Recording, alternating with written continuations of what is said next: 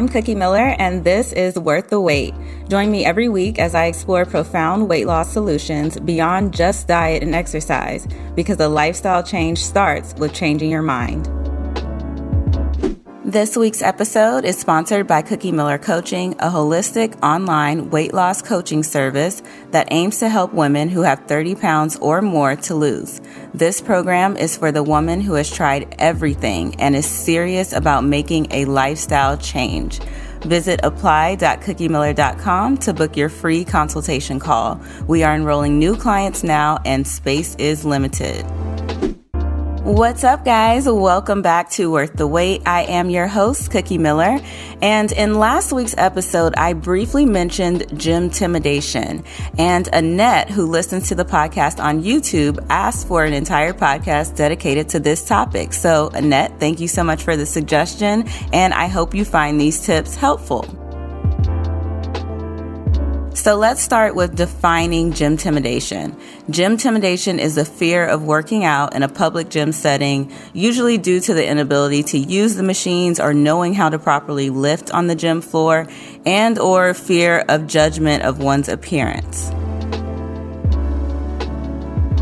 This was definitely something that I had to get over myself. I started my weight loss journey with just walking and then jogging and then running. But even that was hard, right? Because it's like you have to get out at this public park in this public setting and kind of put yourself out there in front of a group of complete strangers. And same thing, fear being judged, fear that maybe you're not using the proper form when running, or fear that you look a certain way or you don't look like a runner, things like that. And so I definitely made that mistake once I got to the gym of only using the cardio machines and taking cardio-based classes like Zumba, because again, same thing. I needed to warm up to the gym environment and I was too afraid to go and use the machine. So it took me a bit of facing my fear of lifting in front of everyone who was there and fear of just doing things wrong to finally get to a place where I felt comfortable on the gym floor. And I'm going to share with you guys some tips that will help you to do the same. Okay, so tip number 1 is to ask the staff. So did you know that most trainers at most gyms and staff members who are knowledgeable can really show you how to use the machines, and they will show you for free? So over the years, I have worked at so many different types of gyms, corporate gyms, big box gyms, small boutique gyms. All of them have this same practice where you can come up to a trainer, you can ask them how to use a machine, and they will show you for free. Now, of course, you don't want to push your limits, or you don't want to have the trainer showing you how to do every single exercise, because at that point, you're being trained by them, right? But you want to just use this if there's something that you're super confused about. You should know that this is a tool that you can use, and this is a service that is free to you with your gym membership. So never be ashamed to just completely go up and ask someone to show you how to use a machine. And if it makes you feel any better at all, there are so many times I have walked into a brand new gym and they have an awesome piece of equipment that I've never used, but I will go like completely unashamed and go to the staff and say, wow, that's so cool that you guys have, whatever piece of equipment it is, and I've never seen this before. How do you use it? And people are so willing to help you, so please don't be afraid to use those resources. That is a part of your gym membership that you're paying for, so ask the staff. Tip number 2 is to start with machines. This is going to help you so very much. So if you're new to lifting, it's not a good idea to just go straight to the squat rack without any guidance or anything and just try to figure that whole thing out. It's going to take a little bit of time, a little bit of practice, and probably some coaching to really be able to properly use the squat rack. But if you're brand new, you can start out with just using the machines. So the machines are on the gym floor, and the great thing about the machines is that they're usually put into groups by body part. So you'll see leg extension machines next to hamstring curls, next to like leg press, for example. And that makes it super easy for you to plan your leg day. And not to mention, all of your machines that you see on the floor are going to have instructions right there on the machine. And there is absolutely no shame in reading those instructions on the machine. That is exactly what they're there for. So maybe you're thinking, oh my gosh, no, I can still not do that. Like, I cannot possibly do it that. Then just glance at the name of the machine.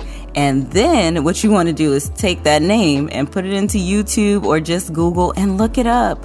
Don't be scared to look up a video right then and there.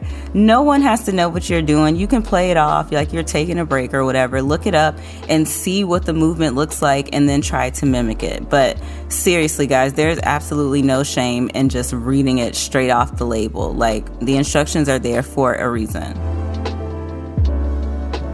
Tip number 3 is to plan. So many beginners make the mistake of walking in the gym with absolutely no plan.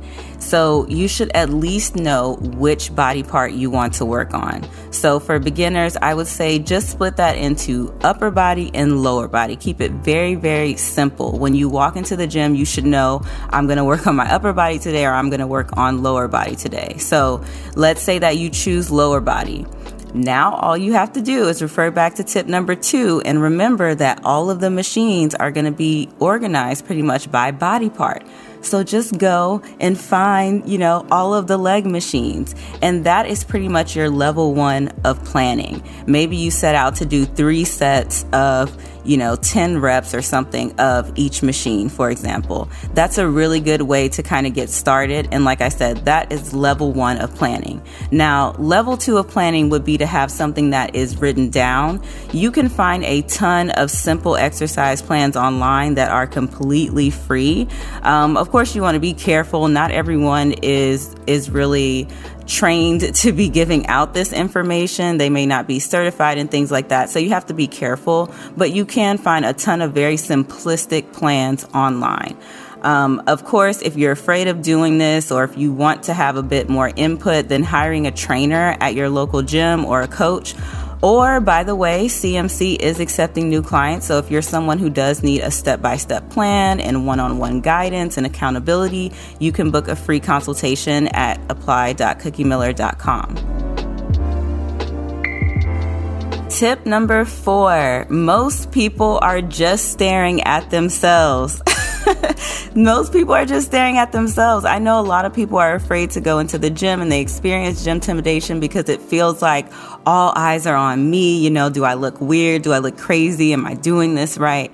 But I'm telling you, most people are literally just looking at their own reflection. And I don't even mean that in a super vain way.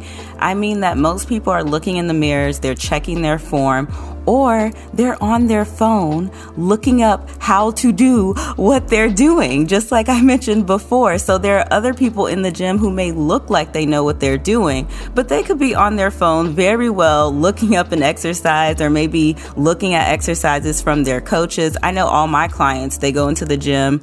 I have a fitness app, coaching app that they use, and I program all their workouts there. So when they're in the gym, people may be looking at them as they go through their journey and assuming that they know what they're doing, but they're literally just following videos that I have sent them of how to do certain exercises. And if you're someone who's, maybe you're on the elliptical and you're kind of looking out at the gym floor, depending on how your gym is set up, and you see somebody kind of looking like they know exactly what they're doing, they could very well be following a plan from a coach, or they could be looking at something on YouTube. So those are things to really just keep in mind when you feel intimidated by the fact that other people are maybe staring at you. People are so caught up in what they're doing, they're probably not even thinking about you at all. Okay, so my next tip is to come in when it's slow. And this is something that you can really find on Google. Google is usually pretty accurate with their popular times feature. So if you Google business, you'll see that little popular times graph pop up, and it'll show you like when it tends to be busy. I think they also have like a live version of that. So you can even look like before you come in and kind of get an idea of how busy it is. You can call the gym and find out as well.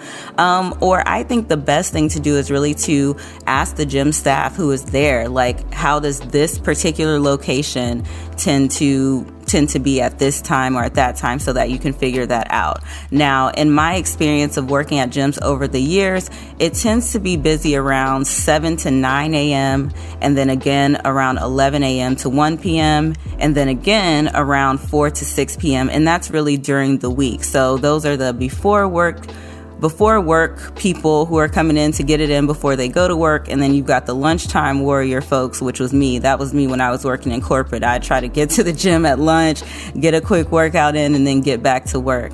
And then you have the people who are coming in immediately after work. So weekends are pretty slow, like very, very slow, especially after about 11 a.m. Like Saturday mornings are pretty popular, but after about 11, it starts to die down, and then Sunday's like completely dead, and you'll have the entire gym to yourself. So coming in when it's slow will give you a chance to really get used to the gym layout. The staff is going to be less busy, so they can be more available to help you with any questions that you have. And then you'll feel more at ease to like look up those exercises or read the side of the machine and things like that until you get used to it.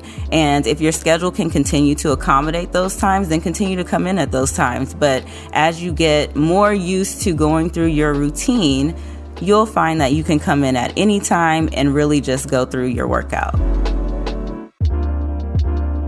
So we went over our tips, asking the staff, starting with machines, planning, realizing that people are not even paying attention to you, and then coming in when it's slow. So what do you say? Are you going to try out these tips? I want you to follow us on Instagram at Worth the Wait Podcast. You can send us a DM or post it in your stories. Take a little screenshot of this episode if it's helped you, and we will respond to you. You can also send us a DM and let us know if this is something that you will try out. So thank you guys so much for listening to this week's episode of Worth the Wait, and I will talk to you guys next time. Bye.